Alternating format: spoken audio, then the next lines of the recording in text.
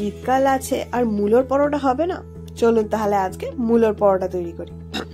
প্রথমে মূলোটাকে আমরা ভালো করে গ্রেট করে নেব, ঝিরিঝিরি করে।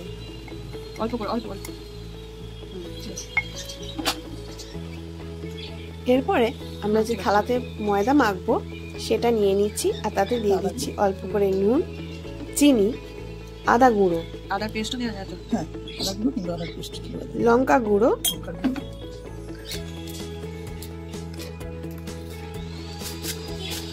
আর থাকছে কালো জিরে।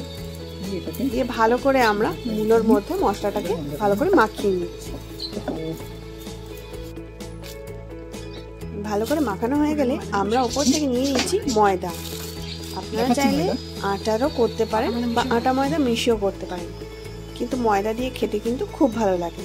একবার ট্রাই করে দেখুন। এবারে আমরা ভালো করে মুড়োটাকে ময়দা দিয়ে মেখে নিচ্ছি। ওপর থেকে একটু তেল নিয়ে দিচ্ছি, ভালো করে আমরা মেখে নেব। দিয়ে লেচি কাটা হয়ে গেছে, দিয়ে আমরা বেলেও নেব এটাকে।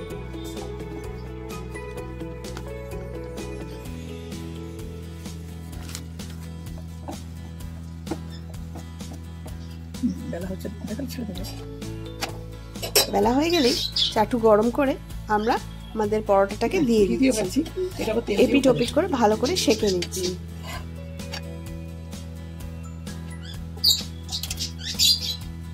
শাঁকা হয়ে গেছে, দেখুন হালকা হালকা ফুলেও আসছে সাইড থেকে, তাই জন্য আমরা ঘি দিয়ে দিচ্ছি এর উপরে।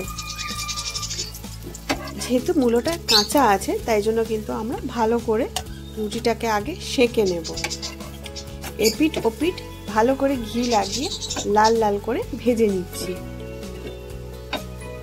বেশ ভাজা হয়ে গেলেই আমাদের রেডি হয়ে যাচ্ছে মূলোর পরোটা।